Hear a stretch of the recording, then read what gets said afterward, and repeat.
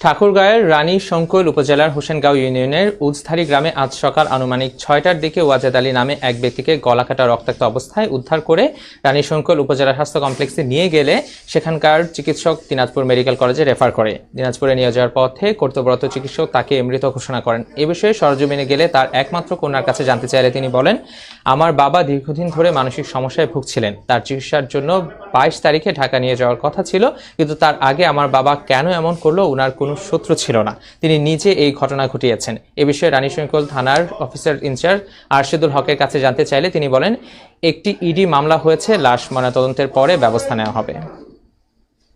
ভিতরে আর ঢুকি না, ওখান থেকে আমি চিল্লাচিল্লি শুরু করছি। পরে আমার শাশুড়ি, আমার ননদ, আমার জামাই সবাই উঠে দৌড় মারছে। তবে রাখেনি এই বাড়ি ঘরছে, তাও কোসে তাহলে তোরা না থাকবা পারবি, চলো তোকে ঢাকালে যাবো। দুইজনকে ঢাকালে টিকিট কাটছে ট্রেনের, 22 তারিখে যাওয়ার কথা। 22 তারিখে যাওয়ার কথা, আজকে এই ঘটনা। ছোট ভাইটার যাওয়ার কথা আজকে, তাড়াহুড়াকে ভাবি ভাত রান্নার জন্য। আব্বা ফজরের নামাজ পড়ছে, নামাজ পড়ে বলে ওয়ালের ভিতর মাথা একলা একলাই বাড়ি মারে।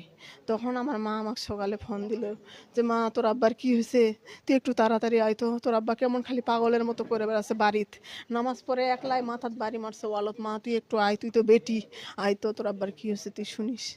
আমি তখন সকালবেলা রান্না করে দৌড় আসে, দেখি বাপের ওই অবস্থা, বোবার মতো খালি। আর মার তো চোখের সময় আমাকে বিদায় দিল। সকালে তো আমি খবর পাইলাম যে আমার বাপ নাই। আব্বা বিষ খাইলিছিল, এর আগেও বিষ খাইলিছিল, গলা নিজেই কাটতে পারবে। আমি ওয়ার্ডের ইউপি সদস্য। আমি সকালবেলা ঘুম থেকে উঠে ভোগুরা গেলাম নাস্তা খাওয়ার জন্য। সে দিয়ে গলায় আঘাত করে সে হাসপাতাল নিয়ে গেল।